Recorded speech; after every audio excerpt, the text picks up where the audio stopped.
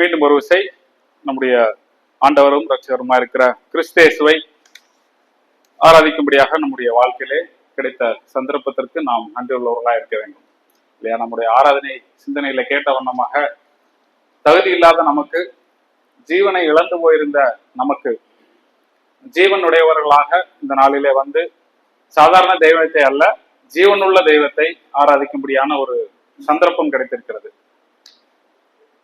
உங்களையும் என்னையும் காட்டிலும் அநேக நல்லவர்கள் நம்முடைய குடும்பத்திலே, நம்முடைய நண்பர்கள் இடத்திலே உண்டு இல்லையா? நம்ம கூட நல்ல குணம் படைத்தவர்கள் உண்டு. ஆனாலும் உங்களுக்கும் எனக்கும் அந்த சந்தர்ப்பத்தை தேவன் தந்திருக்கிறார் அவருடைய கிருபையினாலே. அதற்காக அவருக்கு நாம் நன்றி செலுத்த வேண்டும். எல்லாவற்றுக்கும் மேலாய் நாம் வாழ்கிறதான இந்த இந்திய தேசத்துல மற்ற மாநிலங்களை காட்டிலும் நாம் வசிக்கிறதான இந்த பகுதியில நமக்கு இன்னும் திறந்த வாசல் இருக்கிறது. நாம் நினைக்கும் பொழுதெல்லாம் வந்து அவரை ஆராதிக்கும்படியான ஒரு ஸ்லாக்கியம் கிடைத்திருக்கிறது. எனவே அவர்களை காட்டிலும் நாம் அதிகம் ஆசீர்வதிக்கப்பட்டவர்கள். யாருக்கு அதிகம் கொடுக்கப்பட்டதோ அவர்களிடத்துல அதிகம் கேட்கப்படும். ஒரு நாள் கணக்கு ஒப்புவிக்க வேண்டும். எனவே இவ்விதமான ஆசீர்வாதங்களை இந்த சபை கூடி வருதலை, ஆராதனையை நாம் எப்படியாக பயன்படுத்துகிறோம், எந்த மனநிலையோடு இதை அணுகுகிறோம் என்கிறதான காரியங்களை குறித்து நாம் தேவனுக்கு பயந்தவர்களாக இருப்போம். இப்பொழுதும் நம்முடைய சிறிய சிந்தனைக்கு ஆதார வசனமாக 56வது சங்கீதம் அதனுடைய 3வது வசனத்தை வாசிக்கலாம். சங்கீதம் 56.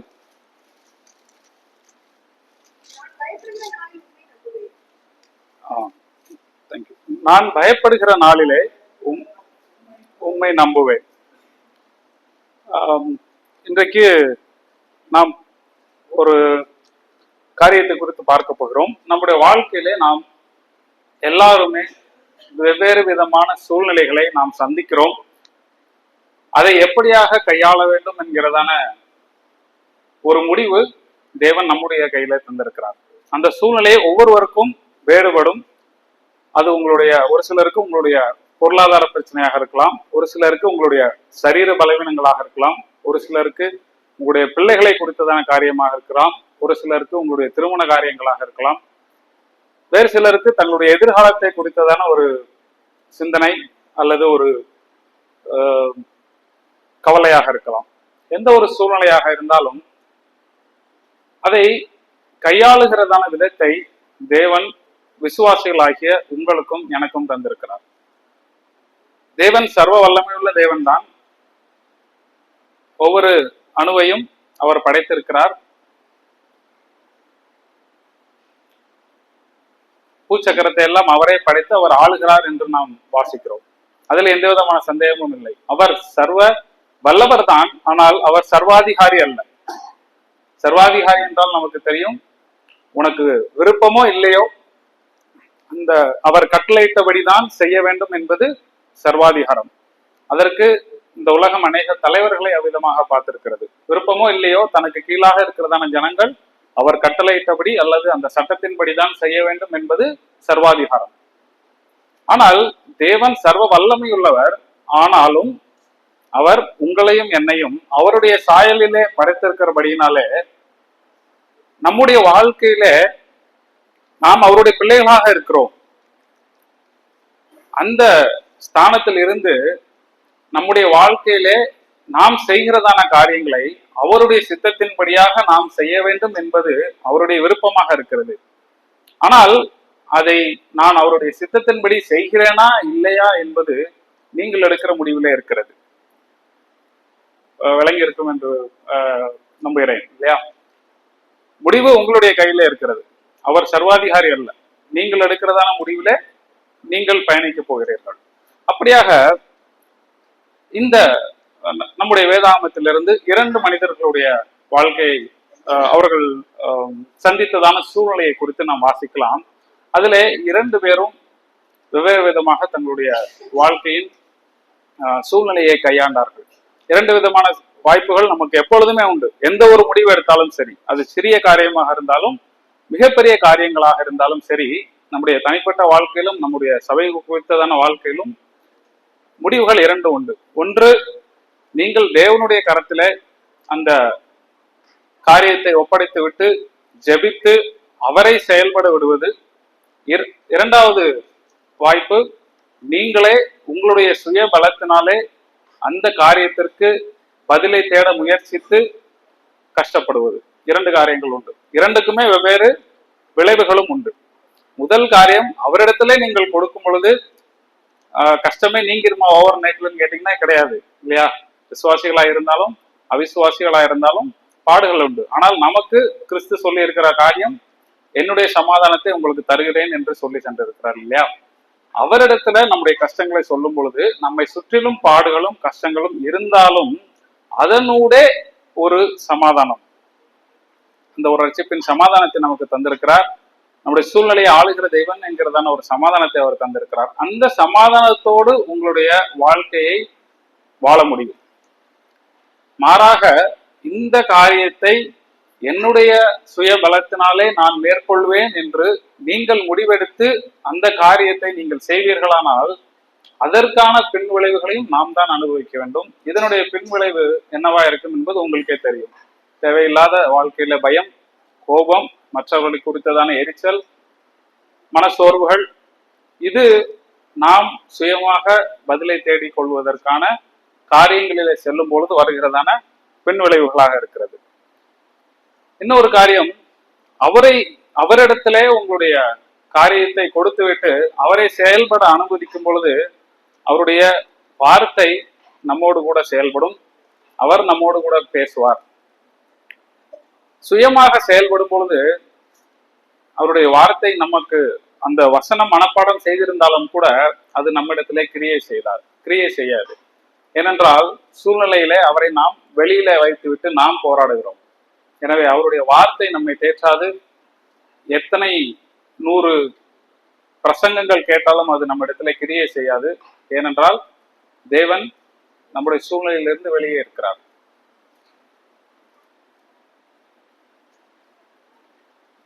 இன்னும் சொல்ல போனா அவரே நேர்ல வந்தா கூட நம்மளுக்கு அந்த பிரச்சனைல இருந்து தீர்வு கிடைக்காது. அதுதானே சீசர்களுக்கு நடந்தது இல்லையா? அவர்கள் படவிலே போகும் பொழுது அந்த புயல் காற்றில சிக்கி கொண்ட போது அவரே நேர்ல வந்தார். ஆனாலும் அந்த பயத்தின் மீதினால் அவரை அடையாளம் கண்டு கொள்ள முடியவில்லை. அந்த ஒரு சூழ்நிலையில தான் நம்மளும் இருப்போம். பிரச்சனையினுடைய போய்கொண்டிருப்போம், நம்மளா போராடிக்கிட்டு இருப்போம். அந்த ஞாயிற்றுக்கிழமை அதற்கேற்றதான வசனங்கள் இங்கிருந்து போதிக்கப்படும். ஆனாலும் அது நம்ம இடத்துல கிரியை செய்யாது. காரணம், நாம் சுயமாக போராடுகிறோம், கிறிஸ்துவை சூழ்நிலைக்கு வெளியில வைத்துவிட்டு. சரி, நாம் இப்பொழுது இதை பின்புலமாக கொண்டு இன்றைக்கு நம்முடைய சிந்தனையை நகர்த்தலாம். நான் 2 பேரை சொன்னேன் இல்லையா? அந்த புதிதான ஒரு சம்பவம் எதுவும் இல்லை, நம்ம சண்டே ஸ்கூல்ல இருந்து கேட்டு புளிச்சு போன ஒரு சம்பவம் தான் நிறைய பேருக்கு இல்லையா? சவுல் மற்றும் தாவீது 2 பேரும் அவங்களுடைய வாழ்க்கையில எப்படி தங்களுடைய சூழ்நிலையை கையாண்டாங்கிறத மீண்டும் ஒரு விஷயம் நினைவுபடுத்தி நம்முடைய வாழ்க்கையில நாம் விதமாக சூழ்நிலையினுடைய செல்வமானால் அதை சரி செய்து கொள்வதற்கு கர்த்தர் தாமே உதவி செய்வாராக. சிந்தனைக்கு உதவியாக நாம் 1 சாமுவேல் 18வது அதிகாரத்துக்கு திருப்பலாம். 1 சாமுவேல் 18வது அதிகாரம் அதனுடைய 9வது வசனம்.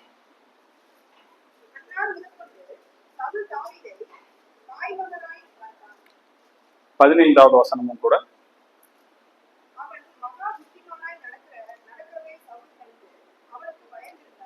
இங்க 2 வசனத்தை வாசிக்கிறோம். அந்த நாள் முதல் கொண்டு சவுல் தாவீதை காய்மகாரமாய் பார்த்தான். 15வது வசனத்துல வாசித்தோம், அவன் மகா புத்திமானாய் நடக்கிறதை சவுல் கண்டு அவனுக்கு பயந்திருந்தான். அந்த நாள் முதற்கொண்டு என்று இங்கு வாசிக்கிறோம். சவுலுக்கு 8வது நேரம் அதிகமா இல்லாதனால எல்லா வசனத்தையும் வாசிக்க வேண்டாம். 8வது வசனத்திலே வாசிக்கிறோம், சவுல் தாவீதின் மேலே மிகுந்த எரிச்சல் உள்ளவனாய் இருந்தான் என்று வாசிக்கிறோம்.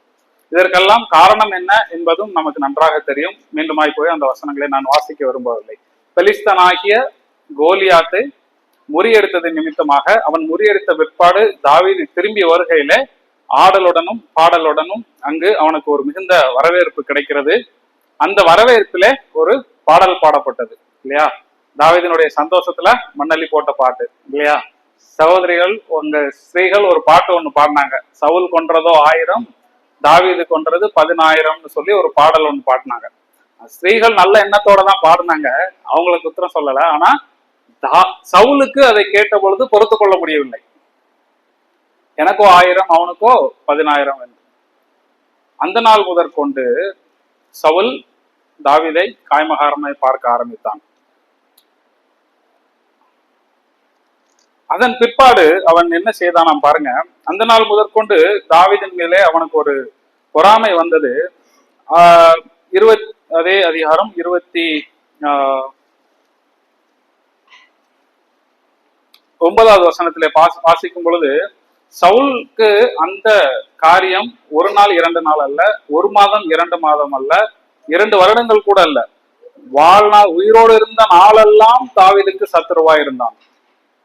புரியுதுங்களா? உயிரோடு இருந்த நாளெல்லாம் இந்த காரியத்தினாலே அவன் தாவீதுக்கு சத்துருவா இருந்தான்.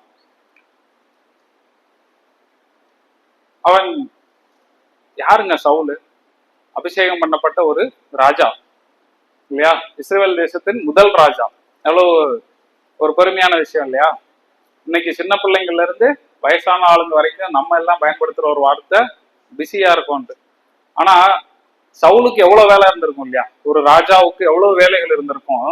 ஆனா அந்த வேலைகளை எல்லாம் விட்டு விட்டு தேவன் தனக்கு நியமித்திருந்த அவருடைய வேலைகளை எல்லாம் விட்டுவிட்டு, ஜனங்களை கவனிப்பதை விட்டுவிட்டு தாவீதை துரத்துவதையே முழு வேலையாக அவன் கொண்டிருந்தான். என்ன ஒரு வீணான, எவ்வளவு நாட்கள் வீணா இருக்கும், எவ்வளவு எனர்ஜி வீணா இருக்கும், எவ்வளவு பணச்செலவுகள் ஆயிருக்கும். காரணம் என்ன? எரிச்சல். ஏற்றுக்கொள்ள முடியவில்லை தாவீதை குறித்ததான ஒரு பெருமையான வார்த்தையை குறித்து இல்லையா? அவ தனியா சுத்தினாரா சவுல்? இல்ல. 1 சாமுவேல் 24வது அதிகாரத்துல 2வது வசனத்தை வாசிச்சு பாருங்க. 24:2. 1 சாமுவேல் 24:2. போதும் சிஸ்டர், தேங்க்ஸ். 3000 பேரை அவர் தனியா துரத்தினாலும் பரவாயில்ல, 3000 பேரை தன்னோடு கூட்டிக் கொண்டு தாவீதை துரத்துவதையே ஒரு வேலையாக அங்கு சவுல் கொண்டிருந்ததை நாம் பார்க்கிறோம் இல்லையா? ஏன்? நம்ம ஆரம்பத்திலே நம்ம 2 வசனங்களை வாசித்தோம். அவனுக்குள்ளே ஒரு பயம், தேவையில்லாத ஒரு பயம் அவனுக்குள்ளே வந்தது. ஏன்? தாவீதை குறித்து இவன் மகா புத்திமான் என்பதை அவன் கண்ட பொழுது அனாவசியமான ஒரு பயம் அவனுக்குள்ளே வந்தது. அந்த வசனத்தை நம்ம எதுக்காக இப்படி நடந்து கொண்டான் என்று பார்க்கும் பொழுது 18வது அதிகாரத்திலே நம்ம 15வது வசனத்திலையும் 12வது வசனத்திலையும் வாசிக்கலாம். சவுல் தாவீதுக்கு பயந்து அப்படின்னு நம்ம திருப்பி வாசிக்கிறோம். நம்ம இன்றைக்கு இந்த செய்தியானது ஒரு தேவையில்லாத ஒரு பயத்தை குறித்து வாசிக்கிறோம். ஆனால் இதை உங்களுடைய வாழ்க்கையில இருக்கிறதான எந்த ஒரு சூழ்நிலைக்கும் பொருத்தி உங்களை சோதித்து பார்க்க முடியும். ஒரு பயத்தை குறித்து, அல்லது மற்றவர்கள் மீது இருக்கிறதான கோபம், மற்றவர்கள் மீது இருக்கிறதான எரிச்சல், அல்லது விசுவாசத்துல இருக்கிறதான ஒரு குறைவாக இருக்கட்டும், எந்த ஒரு காரியத்திற்கும் இந்த 2 நபர்களையும் நீங்கள் பொருத்தி பார்க்கலாம். அது சரியான ஒரு சோதனையாக நம்முடைய வாழ்க்கையில இருக்கும். இப்பொழுது சவுலுக்கு அனாவசியமான ஒரு பயத்தினாலே தன்னுடைய எல்லா வேலைகளையும் விட்டுவிட்டு தாவீதை துரத்தி கொண்டிருக்கிறான். நம்முடைய வாழ்க்கையில இந்த மாதிரி ஏதாவது அனுபவம் இருக்கா? தேவன் உங்களுக்கும் எனக்கும் நிறைய பொறுப்புகள் கொடுத்திருக்கிறாரு. தகப்பன் என்ற பொறுப்பு, தாய் என்ற பொறுப்பு, குடும்ப தலைவன், தலைவி, பிள்ளைகள், வேலை பார்க்கிறதான இடத்துல ஒரு வேலை, என்ன அநேக பொறுப்புகள் இருந்தாலும், இவ்வளவு ஆசீர்வாதங்கள் இருந்தாலும், வாழ்க்கையில ஏதாவது ஒரு விஷயத்த நம்ம பிடிச்சுக்கிட்டு அதன் பின்னாடி ஓடி உங்களுடைய எனர்ஜி, உங்களுடைய சந்தோஷம், குடும்பத்துல இருக்கிறதான சமாதானம் எல்லாத்தையும் தொலைச்சிட்டு ஓடிட்டு இருந்திருக்கீங்களா? இல்ல இருக்கிறீங்களா? சவுலுக்கு நேர்ந்த மாதிரிதான் நம்மளுடைய கதையும் இருக்கும் இல்லையா? எவ்வளவு பொறுப்புகள் இருக்குங்க. குடும்பத்தை ஆவிக்குரிய வழிநடத்த வேண்டிய பொறுப்பு இருக்கு. குடும்பமாக சபையிலே உங்களுக்கு பொறுப்பு இருக்கிறது. சபையின் வளர்ச்சிக்கும் சபையின் பக்தி விருத்திக்கும் ஒவ்வொருவருக்கும் பொறுப்பு இருக்கு. நம்மை சுற்றி இருக்கிறவர்களுக்கு நம்ம சாட்சியாக இருக்கணுங்கிற ஒரு பொறுப்பு இருக்கு. இதை எல்லாம் விட்டு நம்முடைய வாழ்க்கையில ஏதாவது ஒரு காரியத்தை பிடிச்சுக்கிட்டு அதற்கான பதில் என்னமோ ரொம்ப சின்ன விஷயமா தான் இருக்கும், ஆனா அதை நம்மளால ஏத்துக்கிற முடியாது இல்லையா?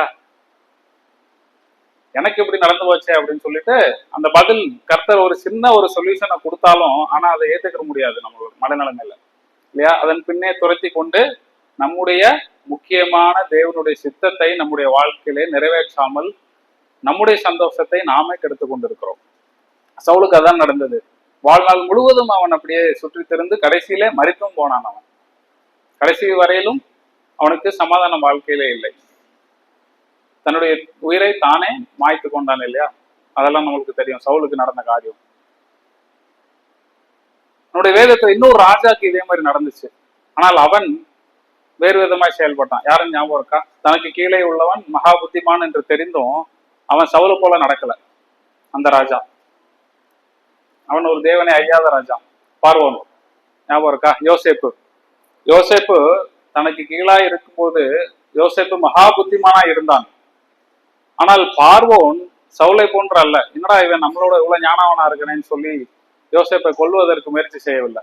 மாறாக என்ன பண்ணினான்? யோசேப்பை எகிப்துக்கு அதிகாரி ஆக்கினான் இல்லையா. எடுத்து வாசிக்கலாம் அந்த வசனத்தை. வாங்க, ஆதியாகமம் 41வது அதிகாரம் 41வது அதிகாரம் அதனுடைய 40வது வசனம். ஆதியாகமம் 41வது அதிகாரம்.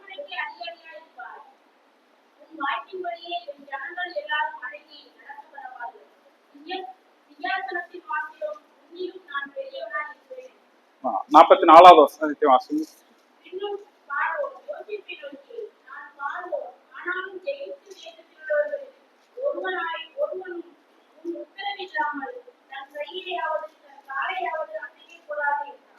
இங்க பாருங்க, அந்த பார்வோன் ராஜா தேவனை அறியாத ஒரு புறஜாதியான ஒரு ராஜா. ஆனால் சவுலோ தேவனால் அபிஷேகம் பண்ணப்பட்டு தேவனுடைய அதிசயங்கள் எல்லாம் கண்டு அவருடைய மகத்துவங்களை எல்லாம் அறிந்த ஒரு மனிதன். ஆனால் இங்கே பார்வோன் யோசேப்பு, நான் பார்வோன் சிம்மாசனத்துல மாத்திரம் நான் இருக்கிறேன், ஆனா எகிப்துல எவனும் உன்னுடைய பேச்ச மீறக்கூடாது, நீ வச்சதுதான் சட்டம் அப்படிங்கிற ஒரு பொறுப்பு யோசேப்புக்கு. விளைவு என்னங்க? பஞ்சம் வந்த பொழுது உலகத்துல எங்கேயும் தானியங்கள் இல்லை, ஆனால் எகிப்தில் இருந்த ஜனங்களுக்கு மாத்திரம் தானியம் இருந்தது. அவங்களுக்கு மாத்திரம் இல்ல, வெளியில இருந்து வந்தவங்களுக்கும் தானியம் கொடுக்கும்படியான ஒரு ஆசீர்வாதமான சூழ்நிலை யோசேப்பின் நிமித்தமாக எகிப்துக்கு வந்தது. நம்மளும் அநேக சமயங்கள்ல பார்க்கிறோம் இல்லையா, நம்ம சந்திக்கிறதான ஒரு சில சூழ்நிலைகள், நம்ம போகிறதான ஒரு சில சூழ்நிலைகளை பார்க்கும் பொழுது தேவனை அறியாத ஜனங்கள் கூட அத நல்ல விதத்துல கையாண்டிருப்பாங்களோன்னு தோணும் இல்லையா. விசுவாசிகளாகிய நாம் வசனம் தெரிஞ்சிருக்குது, எல்லா ஆசீர்வாதங்களும் தெரியும், எல்லாம் தெரிஞ்சிருந்தும் நம்ம படுற அவசரமும் நமக்கு வர்ற கோபமும் நமக்கு இல்லாத பொறுமையின்மையும் பார்த்தா அவங்க எவ்வளவோ பரவாயில்லன்னு தோணுதுங்க. சிந்திச்சு பார்த்து நம்முடைய வாழ்க்கையை நாம் சவுலை நினைவுலை கொள்ளுங்க இல்லையா, என்ன முடிவு என்று. அதற்கு பிற்பதாக சரி, இப்பொழுது தாவீதை குறித்து சிந்திக்கலாம். சவுலினுடைய வாழ்க்கை அப்படியே முடிந்து விட்டது. அவன் வாழ்நாள் முழுவதும் அப்படியே வாழ்ந்தான், தன்னுடைய வாழ்க்கையை முடித்துக் கொண்டான். இப்பொழுது தாவீதுக்கு வருவோம். 1 சாமுவேல் 17வது அதிகாரத்திற்கு மீண்டுமாய். 1 சாமுவேல் 17வது அதிகாரம். இங்கு தாவீதினுடைய வாழ்க்கையிலும் எல்லாருமே பயப்படுகிறதான ஒரு சூழ்நிலையை தாவீது இங்கு அறிமுகமாகிறார் நமக்கு. 1 சாமுவேல் 17வது அதிகாரம் அதனுடைய 11வது வசனத்தை வாசியுங்கள்.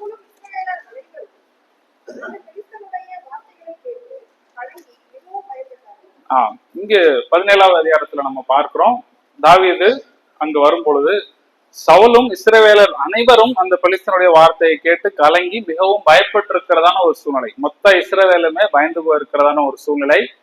தாவீது வருகிறார் அந்த போர்க்களத்துக்கு.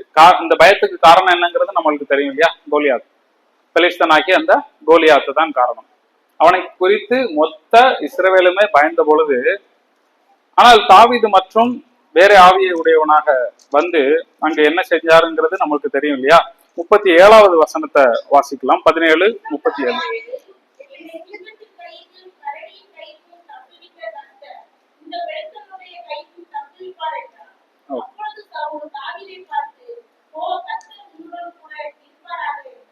இங்கு பார்த்தா தாவீதுக்கு ஆள் ஏற்கனவே அவன் பலம் பொருந்தியவன் தான், ஒரு முறை சிங்கத்தையும் கரடியையும் அவன் வீழ்த்தி இருக்கிறான்.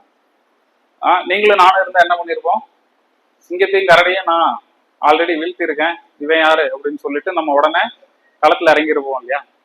நம்முடைய சுய பலத்தினாலே அவனோடு போராட இறங்கி இருப்போம். ஆனால் இங்கு தாவீது கர்த்தர் இந்த பெலிஸ்தனுடைய கைக்கு தப்புவிப்பார் என்று கர்த்தரிடத்திலே அந்த சூழ்நிலையை ஒப்பு கொடுத்தவனாய், கர்த்தர் மீது விசுவாசம் வைத்தவனாய் அவன் செயல்படுகிறான் இல்லையா? அதுதானே வாசித்தோம், கர்த்தர் தப்புவிப்பார். அதற்கு பிற்பாடு இன்னும் 46வது வசனத்தை வாசிங்களா.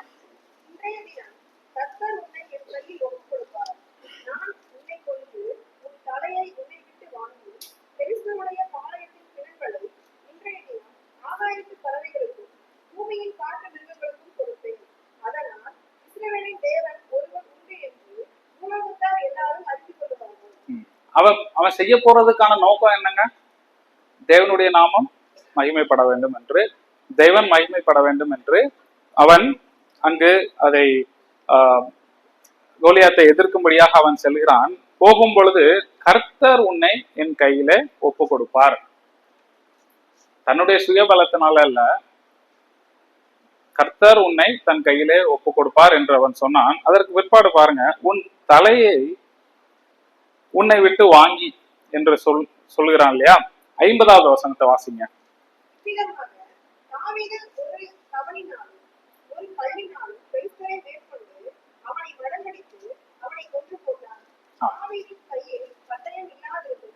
அந்த கடைசி வரியை திருப்பி வாசிங்க. இது அண்டர்லைன் பண்ணி வச்சுக்கோங்க அந்த இடத்த. தாவீதின் கையில் பட்டயம் இல்லாது இருந்தது. என்னங்க 46வது வசனத்துல என்ன சொன்னாரு? உன் தலையை உன்னை விட்டு வாங்கி. இப்ப தலைய வெட்டணும்னா பட்டயம் வேணும்ல கையில. கல்ல மட்டும் எடுத்துட்டு போனா எப்படி தலையை வாங்க முடியும்? ஆனா தாவீதின் கையில பட்டயம் இல்லை.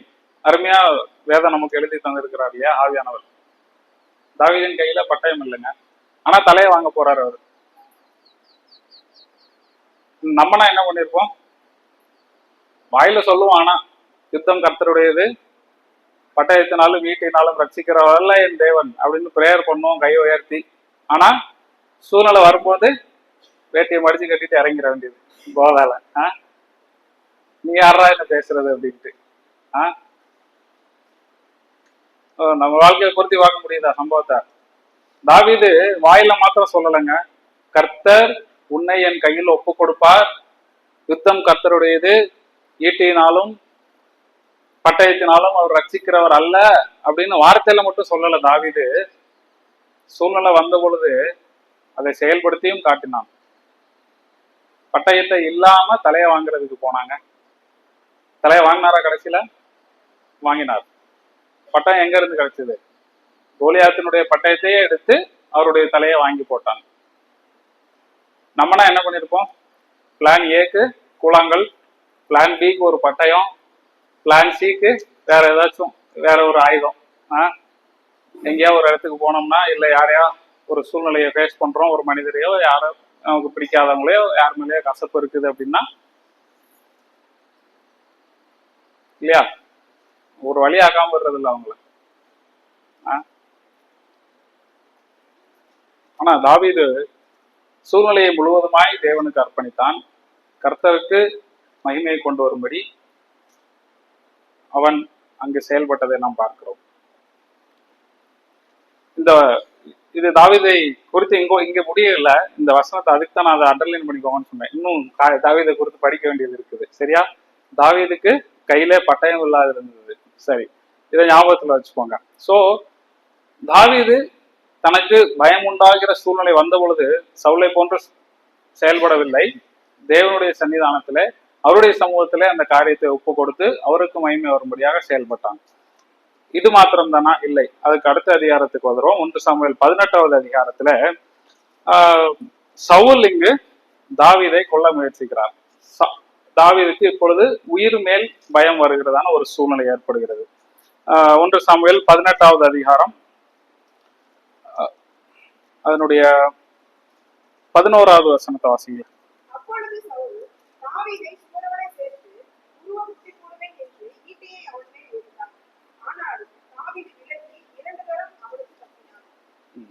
தாவீது 2 தரம் அவனுக்கு தப்பி ஓடினான். சவுல் தாவீதை கொல்லுவதற்கு அங்கு ஈட்டி எறிந்து முயற்சிக்கிறான். இது மாத்திரமல்ல, நமக்கு அடுத்து வர்ற அதிகாரங்களை நம்ம வாசிக்கிறோம், தாவீதினுடைய வீட்டுக்கும் தன்னுடைய சேவகரை அனுப்பினான் இல்லையா? அவனை தூங்கும் பொழுதே அவனை கொலை செய்யும்படியாக அவனுடைய வீட்டுக்கும் அவனுடைய சவுல் தன்னுடைய சேவகரை அனுப்புகிறான். தாவீது இவைகளில் இருந்தெல்லாம் தப்பிக்கிறான் இல்லையா? தப்பித்து தாவீது என்னங்க பண்ணிருக்கலாம்? இந்த இந்த முயற்சியில இருந்தெல்லாம் தாவீது தப்பிச்சிட்டாரு. தாவீது ஒரு நல்ல போர் வீரன் இல்லையா? அதுல எந்த விதமான சந்தேகமும் இல்லை. தாவீது பெலிஸ்தனை கொன்று விட்டான். ஒரு முறை கரடி, சிங்கம், இவைகள் எல்லாம் கொண்டிருக்கிறார் தாவீது. அவர் நல்ல ஒரு போர் வீரன்.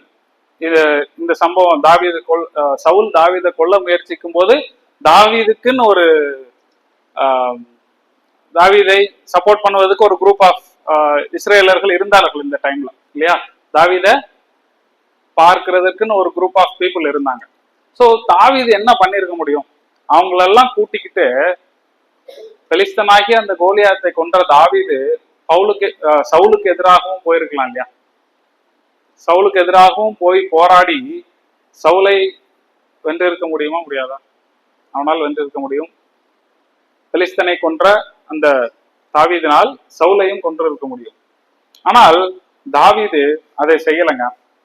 இந்த பிரச்சனையான சூழ்நிலை அல்லது தன்னுடைய உயிருக்கு பயந்ததான ஒரு சூழ்நிலையில அவன் போகும் பொழுது அவன் போன இடத்தை பாருங்க. 1 சாமுவேல் 19வது அதிகாரம் 18வது வசனத்தை வாசிங்க.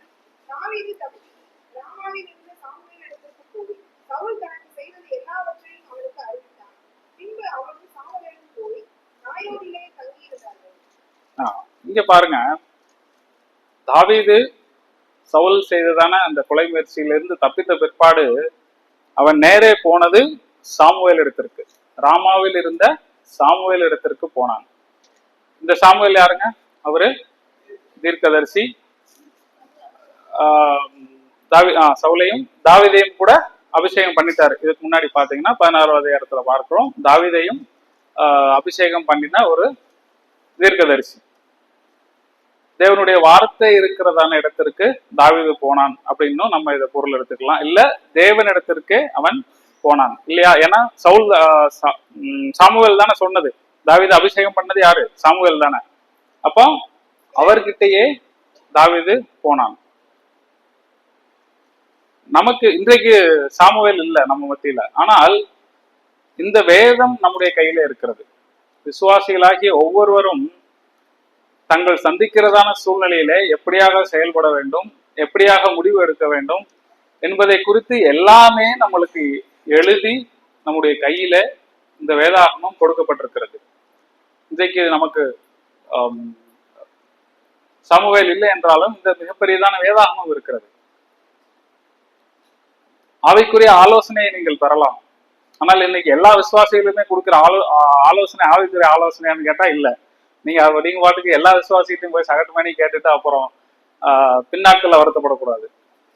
நிஜான தெரியணும். எல்லா ஆலோசனை கேட்டாலும் வசனத்தின்படி அதை உரசி பார்த்து இது சரியாங்கிற ஒரு முடிவு எடுக்கக்கூடிய ஒரு சூழ்நிலை இருக்கணும். நமக்கு அந்த ஒரு வேதத்தை கர்த்தர் கொடுத்திருக்கிறார், ஞானத்தையும் கொடுத்திருக்கிறார் இல்லையா? நம்ம இப்படிப்பட்டதான இக்கட்டான சூழ்நிலை வரும்பொழுது அல்லது நம்மை காயப்படுத்துகிறதான, நம்மை பிரச்சனைக்குள்ளாக்குறதான ஒரு சூழ்நிலை வரும்பொழுது தேவனிடத்திலே, அவருடைய வசனத்தினிடத்திலே திரும்பணும். ஆனா நம்ம இன்னைக்கு மாறாக என்ன பண்றோம்? நம்ம பிரச்சனை யாரோ அவனுக்கு எதிரி யாரு? எதிரிக்கு எதிரி நண்பன் அப்படிங்கிற மாதிரி அவனுக்கு யாருக்கு ஆகாதோ அவங்க கூட போய் நம்ம சேர்ந்துக்கிறோம். அப்புறம் எப்படிங்க பிரச்சனைக்கு தீர்வு கிடைக்கும்? உங்களுடைய கவலை அதிகமாகும், உங்களுடைய சோகம் அதிகமாகும், உங்களுடைய குடும்பத்தில் நிம்மதியின்மை இன்னும் அதிகமாகத்தான் செய்யுமே ஒழிய உங்களுடைய பிரச்சனைக்கு தீர்வு வராது. நீங்கள் போயிருக்கிறதான இடம் தவறான இடம். நீங்கள் வர வேண்டியது கர்த்தரிடத்துல. தாவீதை போல உங்களுடைய பிரச்சனைக்கு தீர்வு அவர்களிடத்துல கிடைக்காது. உங்கள் பிரச்சனை கொழுந்து விட்டு எரியுமே தவிர தீர்வு கிடைக்காது. நீங்கள் வர வேண்டியது கர்த்தரிடத்துல. நீங்கள் வர வேண்டியது அவருடைய பாதத்திலே வந்து உங்களுடைய இருதயத்தை ஊற்றி அவரிடத்திலே நீங்கள் ஒப்பு கொடுக்க வேண்டியது. தாவீது அதை தானே பண்ணான். சாமுவேல் இடத்திலே போய் சவுல் தனக்கு செய்தது எல்லாவற்றையும் அவனுக்கு அறிவித்தான். அதனுடைய விளைவு என்ன? இப்போ டைம் இல்லை, நீங்க வீட்டில் போய் வாசிங்க இந்த அதிகாரங்கள் எல்லாம். 20 22 20 21 வசனம் வரைக்கும் பாத்தீங்கன்னா சவுல் 3 முறை தன்னுடைய போர் சேவரை அங்க அனுப்புகிறாங்க. ஆனால் 3 முறையும் அவர்கள் அங்கு தீர்க்க தரிசனம் சொல்லி திரும்பி போனார்கள். சாமுவேல் இடத்திற்கு வந்தபோது 23வது வசனத்துக்கு அப்புறம்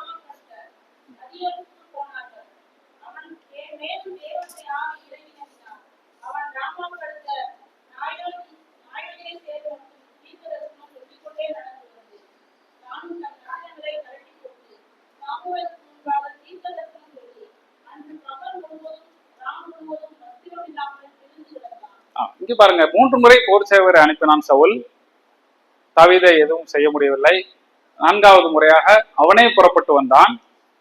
அப்பொழுதும் அவனால் ஒன்றும் செய்ய முடியவில்லை. அவனும் தீர்க்க தரிசனம் சொல்லி அங்கு வஸ்திரம் இல்லாமல் சாமுவேலுக்கு முன்பதாக விழுந்து கிடந்தான் என்று வாசிக்கிறோம்.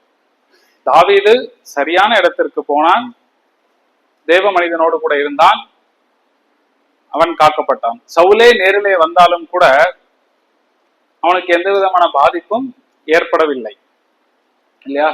நீங்க யாருக்கிட்ட போறீங்க இன்னைக்கு? உங்களுக்கு ஒரு பிரச்சனைனா,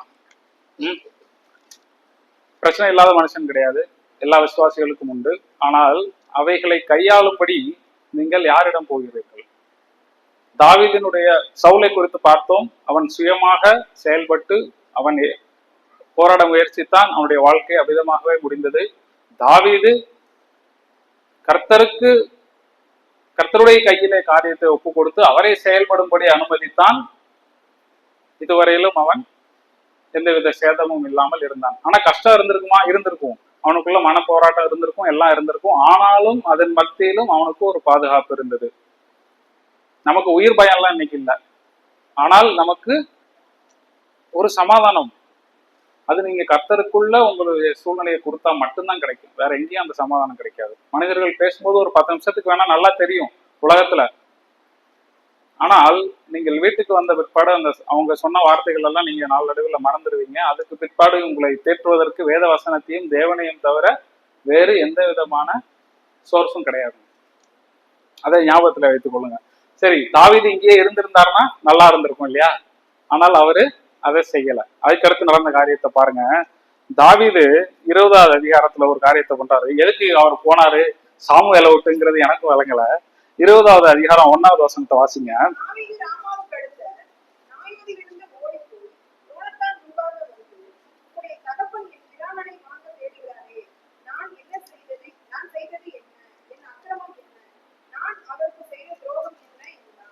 இங்க பாருங்க, தாவீது சாமுவேல் இடத்துல இருந்து இப்ப ஓடி போகிறார்.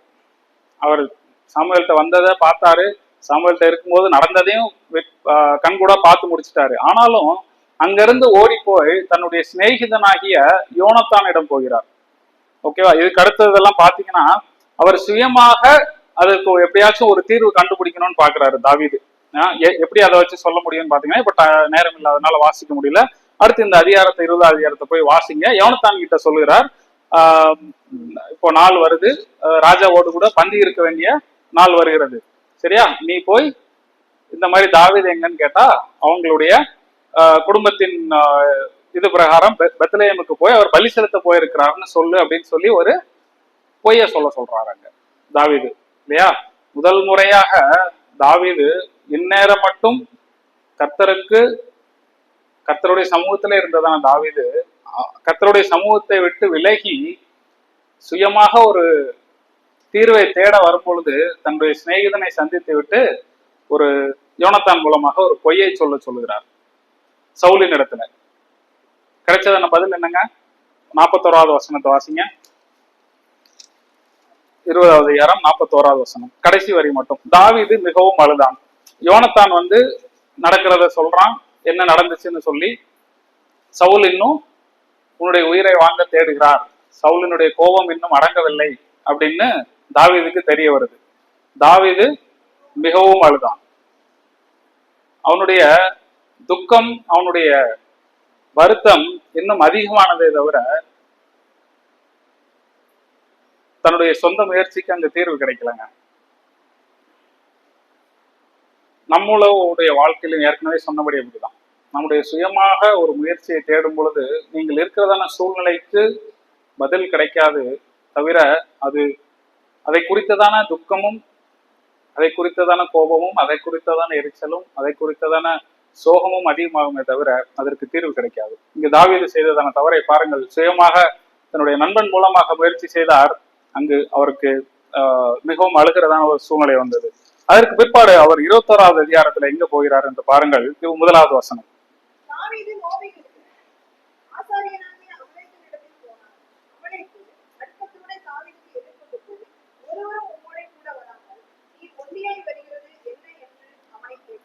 இங்க பாருங்க, யோனத்தானுடைய சம்பவத்திற்கு அடுத்த பிற்பாடாவது தாவீதுக்கு ஒரு சிந்தனை வந்திருக்க வேண்டும். அவன் திரும்பி சாமுவேல் இடத்திற்கே போயிருந்தால் பிரச்சனை இல்லை.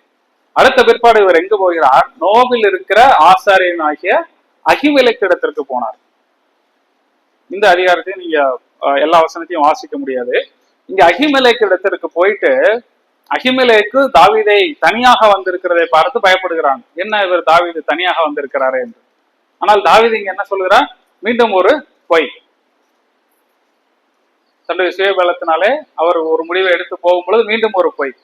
ராஜாவினுடைய காரியமாக வந்திருக்கிறேன், ஒரு ரகசிய காரியமாக வந்திருக்கிறேன், எனவே நான் தனியா வந்திருக்கிறேன், எல்லாரும் பின்னாடி இருக்கிறாங்க அப்படின்னு சொல்லிட்டாரு. சொன்ன பிற்பாடு அடுத்து என்ன சொல்றாரு பாருங்க. 8வது வசனத்தை வாசிங்களேன்.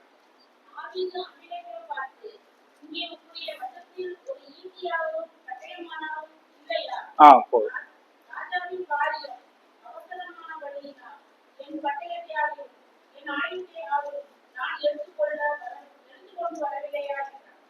இங்க பாருங்க, அதே தாவீது தாங்க. ஒரு 4 அதிகாரம் முன்னாடி பார்த்தோம்ல, அதே தாவீது தேவன் கர்த்தர் பட்டயத்தினாலும் ஈட்டியினாலும் ரட்சிக்கிறவர் அல்ல அப்படின்னு சொன்ன அதே தாவீது இங்க என்னங்க கேட்கிறாரு? ஒரு ஈட்டியாகிலும் பட்டயமாகிலும் இல்லையா? என்ன ஆச்சுங்க தாவீதுக்கு? அதே தாவீது தானே, அதே கோலியாத்தை கொன்ற தாவீது. பட்டயம் அவன் கையிலே பட்டயம் இல்லாது இருந்ததுன்னு அங்க மார்க் பண்ண சொன்னேன் இல்லையா? அதே தாவீது, தலையை வாங்க பட்டயம் இல்லாமல் போன தாவீது இங்கே சுயமாக ஒரு காரியத்திற்குள்ள இறங்கினபடியினால அவனுக்குள்ளே ஒரு பயம் வந்தது. இப்பொழுது ஈட்டியையும் பட்டயத்தையும் தேடிக்கொண்டிருக்கிறார் தாவீது. இது ஆச்சரியம் இல்ல? 9வது வசனத்துல அகிமெலேக்கு சொல்றாரு,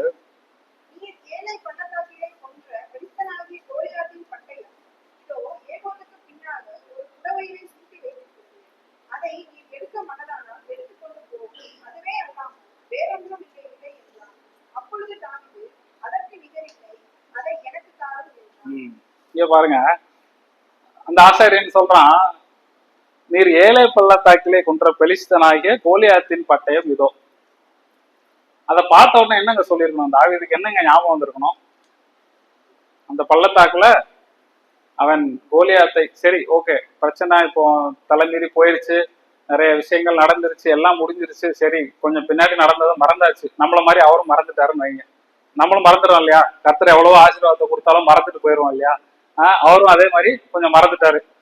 சரி, இப்போ அதை திருப்பி ஞாபகப்படுத்துற மாதிரி ஒரு சூழ்நிலை அவருடைய வாழ்க்கையில வருது.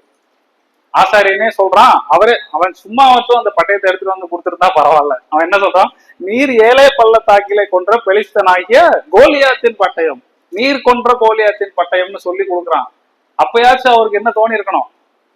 அதை பார்க்கும் பொழுது, ஆஹா, என் தேவன் ஈட்டியாலும் பட்டயத்தாலும் ரட்சிக்கிறவர் அல்ல, நானே இதை சொன்னனே, நான் மறந்து போயிட்டேனே, இப்படி நான் சுயமா ஓடிட்டு இருக்கிறேனே அப்படின்ற ஒரு ஞாபகம் அவருக்கு வந்திருக்கணும் இல்லையா? ஆனா தாவீது என்ன சொன்னாருங்க? அதற்கு நிகரில்லை அப்படிங்கிறாரு 9வது வசனத்துல. அது என்னங்க? இந்த ஆங்கிலத்துல ஒரு வேர்டு இருக்கு, டிசெப்ஷன் அப்படின்னு சொல்லி. வஞ்சனை அல்லது வஞ்சிப்பு. இந்த உலகத்துல நீங்க சொல்யூஷன் தேடி போனீங்கன்னா அது என்னமோ டெம்பரரியா பாத்தீங்கன்னா அதுக்கு சொல்யூஷன் கிடைக்கிற மாதிரி ஒரு பிம்பம் தெரியும். ஆனா அதுக்குள்ள நீங்க விழுந்து போனதுக்கு அப்புறம் தான் தெரியும் நீங்க எவ்வளவு மோசம் போயிருக்கீங்கன்னு சொல்லிட்டு. ஓகேவா? நீங்க இருக்கிறதான சூழ்நிலை கூட, எப்பா இந்த சூழ்நிலையில எங்கப்பா கர்த்தருடைய வசனத்தை கடைபிடிச்சுக்கிட்டு இருக்குது அப்படிங்கிற மாதிரிதான் இருக்கும். ஆனா மத்தவங்களை பார்க்கும்பொழுது அவங்க பெட்டரா இருக்காங்களேன்ற மாதிரி தோணும். அதை மாதிரி நம்மளும் பண்ணணும்னு தோணும். ஆனா அதுக்குள்ள விழுந்தீங்கன்னா தான் தெரியும் அது ஒரு மாயை அப்படின்னு சொல்லி. தாவீதுக்கு அந்த மாதிரி ஒரு சூழ்நிலை ஆகி போச்சுங்க.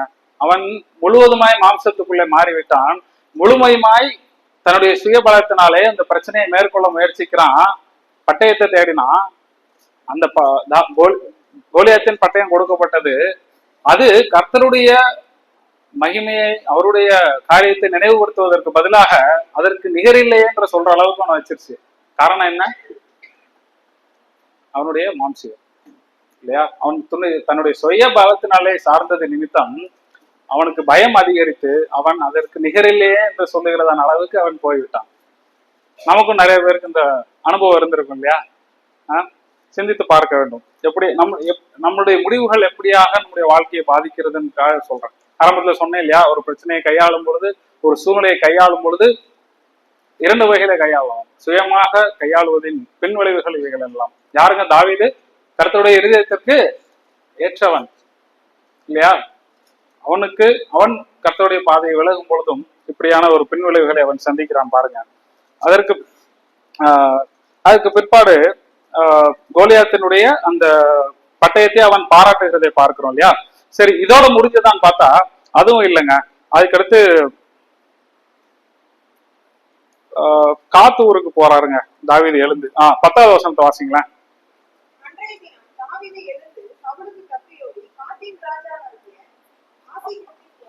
காத்தின் ராஜாவாகிய ஆகீஸ் இடத்திற்கு போகிறான்.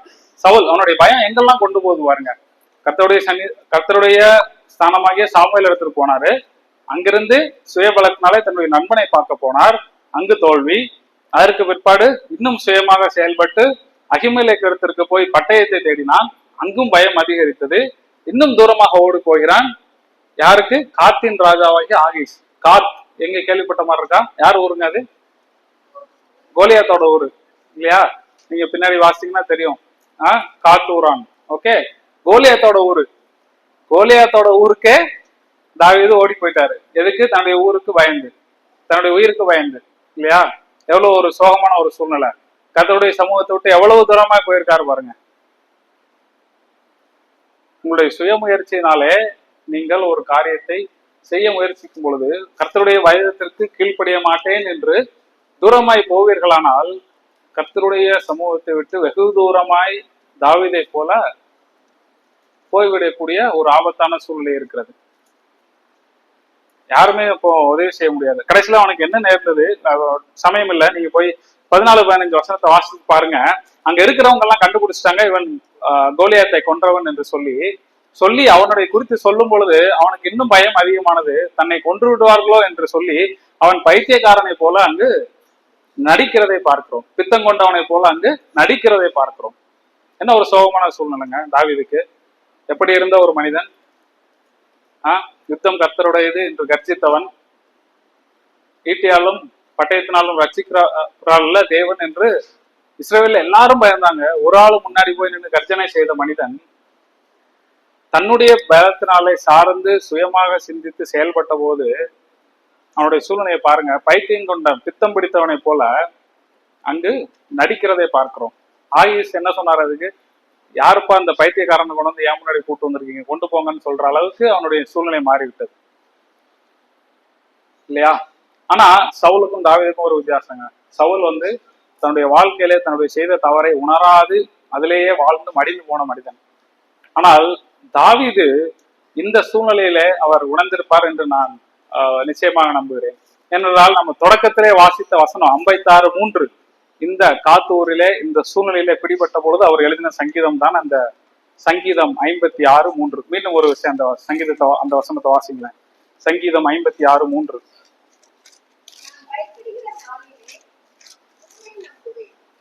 நீங்க இதனோட தலைப்பை பாத்தீங்கன்னா பெலிஸ்தர் தாவீதை காத்தூரில் பிடித்த போது அவன் பாடின ஒரு சங்கீதம் அது.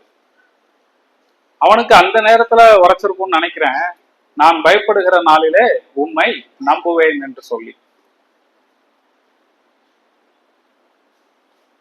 நீங்களும் நாளை என்ன தீர்மானம் எடுக்க போறோங்க இன்னைக்கு நம்மளுடைய வாழ்க்கையில? சரி, சவுலினுடைய வாழ்க்கையில சம்பவித்ததான எல்லா காரியங்களுக்கும் அவன் எடுத்ததான முடிவு தான் காரணம். தாவீதினுடைய வாழ்க்கையிலும் அவன் சந்தித்ததான இந்த பாடுகளுக்கும் அவன் எடுத்த முடிவுதான் காரணம். அவன் தேவனுடைய சன்னிதானத்திலே காரியத்தை ஒப்பு கொடுத்து அவருக்கு கீழ்ப்படிந்திருக்கும் பொழுது அவன் ஒரு சுகமான இடத்திலே, ஒரு பாதுகாப்பான இடத்திலே இருந்தான். ஆனால் தேவனுடைய சித்தத்தை மீறி செயல்படும் பொழுது அவனுடைய சூழ்நிலை வேறு விதமாய் மாறி போனது. அவனுடைய வாழ்க்கை அழுகையும் அவனுடைய பொய் சொல்லும்படியாகவும் தன்னுடைய வாழ்க்கை இன்னும் அதிக கடினத்தோடு அவனுடைய வாழ்க்கை சென்றது. கடைசியிலே பித்தம் கொண்டவனை போல அவன் நடித்து தெரிந்தான். இதுக்கெல்லாம் காரணம் யாரை சொல்ல முடியும்? தாவீது? காத்தூர்காரங்களை சொல்ல முடியுமா? அகிமேலேக்கை சொல்ல முடியுமா? இன்னும் நீங்க போய் வடிச்சு பாருங்க. அகிமேலேக்கு இடத்துல சொன்னது அந்த பொய்யின் நிமித்தமா அங்கு அநேகரை சவுல் கொண்டு போட்டுறான். நீ எதுக்கு தாவீதுக்கு அடைக்கலம் கொடுத்த என்று சொல்லி. தாவீது அதை குறித்தும் அவன் வருத்தப்படுகிறான். என்னுடைய பொய்யினாலே அகிமேலேக்கின் வீட்டாரெல்லாம் செத்து போயிட்டாங்க. இதுக்கெல்லாம் காரணம் யாருங்க? அகிமேலேக்கை சொல்ல முடியுமா? இல்ல காத்தூர்காரங்களை சொல்ல முடியுமா? அவன் எடுத்த முடிவு. இதே போலத்தான் உங்களுடைய வாழ்க்கையிலும் என்னுடைய வாழ்க்கையிலும் இருக்கிறது. விசுவாசிகளாகிய நாம் அவருடைய பிள்ளைகள் என்கிறதான ஒரு ஸ்லாக்கியத்தை பெற்றிருக்கிறோம். அவர் நமக்கு எப்படியாக நாம் செய்ய வேண்டும் என்கிறதான காரியத்தை எல்லாம் குறித்து நமக்கு எழுதி தந்திருக்கிறார். எழுதி தந்தது மாத்திரமல்ல, சத்திய ஆவியாகிய தேற்றரவாளன் நமக்கு உண்டு. அவருடைய வேலை என்னங்க? நமக்கு பெரிய ஞானம் எல்லாம் கிடையாது இல்லையா? யாரு எல்லாரும் இந்த வேதத்தை கரைச்சு குடிச்சுன்னு சொல்ல முடியுமா? முடியாது. இந்த வேதத்தை படிக்கும் பொழுது நம்முடைய சூழ்நிலைக்கு ஏற்றாற்போல் நமக்கு தேவையான வசனத்தை சொல்லி கொடுப்பதுதான் அவருடைய ஊழியம். நீங்க என்னென்ன பாடுகளுக்குள்ள போறீங்க, உங்களுடைய இருதயத்துக்குள்ள என்ன இருக்குங்கிறது உங்களுக்கும் தேவனுக்கும் மட்டும்தான் தெரியும். மூன்றாவது ஒரு ஆள் உங்களுக்கு விளக்கி சொல்ல முடியாது. ஆனால் நீங்கள் கருத்தோடு கூட நீங்கள் போகிறதான காரியங்களை அல்லது உங்களுக்கு சுற்றி இருக்கிறதான பிரச்சனையோ அல்லது உங்களுடைய வருத்தங்களையோ அவரிடத்திலே வைத்து விட்டு அந்த சூழ்நிலையை குறித்து நீர் இந்த சூழ்நிலைக்கு அதிகாரியாக இருந்து எனக்கு இதிலிருந்து விடுதலை தாரும் என்று நீங்கள் ஜெபித்து அவருடைய சித்தத்தின்படி செயல்படுவீர்களானால் அவர் அதிலிருந்து உங்களை விடுவிக்க வல்லவராக இருக்கிறார். இந்த உலகத்தார் சொல்லுகிறதான வழியை காட்டிலும் இதற்கு சில கூடுதல் நாட்கள் இருக்கலாம். ஆரம்பத்திலே உங்களுக்கு உடனே முடிவு தெரிந்து விடாமல் இருக்கலாம். ஆனாலும் அந்த தீர்வை போன்ற ஒரு தீர்வு வேற எங்கும் உங்களுக்கு கிடைக்காது. நீங்கள் அவரிடத்திலே ஒப்பு கொடுத்து விட்டீர்களானால் முடிவு வருவதற்கு தாமதமானாலும் அந்த தாமதிக்கிற நாட்களிலே தேவையான சமாதானத்தையும் ஆறுதலையும் அவர் தந்து உங்களை பலப்படுத்த வல்லவராக இருக்கிறார். அந்த ஒரு காரியத்தை நினைவுல வச்சுக்கொள்ளுங்க இல்லையா? தாவீது தன்னுடைய தவறை திருந்தி அவன் வந்த பொழுது அவனுடைய விசுவாசத்தை திரும்பவும் பலப்பட செய்து அவனுக்கு மீண்டும் அவனை தன்னுடைய இருதயத்துக்கு ஏற்ற மகன் என்று அவர் சாட்சி தந்து அவனை மிகவும் உயரிய காரியங்களிலே அவனை வழி நடத்தினார். சவுலை போன்று நீங்கள் உங்களுடைய வாழ்க்கை எப்படியாக இருக்கிறது? சவுலை போன்று முழுவதுமே அப்படி வாழ்ந்து கொண்டிருக்கிறீர்களா? அல்லது தாவீதை போன்று நன்றாய் தொடங்கின நீங்கள் சில நாட்களுக்கு பிற்பாடு முழுமையாய் உலகத்தோடு கலந்து விட்டீர்களா? கலந்து விட்டு அப்படியே இருந்து விட போகிறீர்களா? அல்லது மீண்டுமாய் தேவனிடத்திலே திரும்பி உங்களுடைய சூழ்நிலைகளை அவர் மூலமாய் நீங்கள் தீர்வு காண இருக்கிறீர்களா என்பதை குறித்து சிந்தித்து முடிவெடுக்க வேண்டிய ஒரு தருணம். எந்த ஒரு சூழ்நிலையாக இருந்தாலும் நீங்கள் அவரிடத்திலே ஒப்பு கொடுத்து அதை அவரிடத்திலே அவரை செயல்பட அனுமதிங்கள். கர்த்தருடைய நாமம் மகிமைப்படுவதாக. ஆமென்.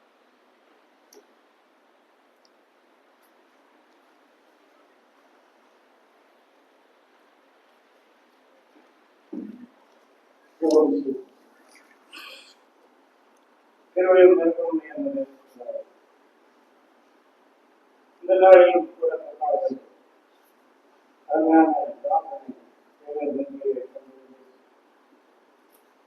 அருமையான சத்தியத்தை அதற்காக நன்றி சொல்கிறோம்.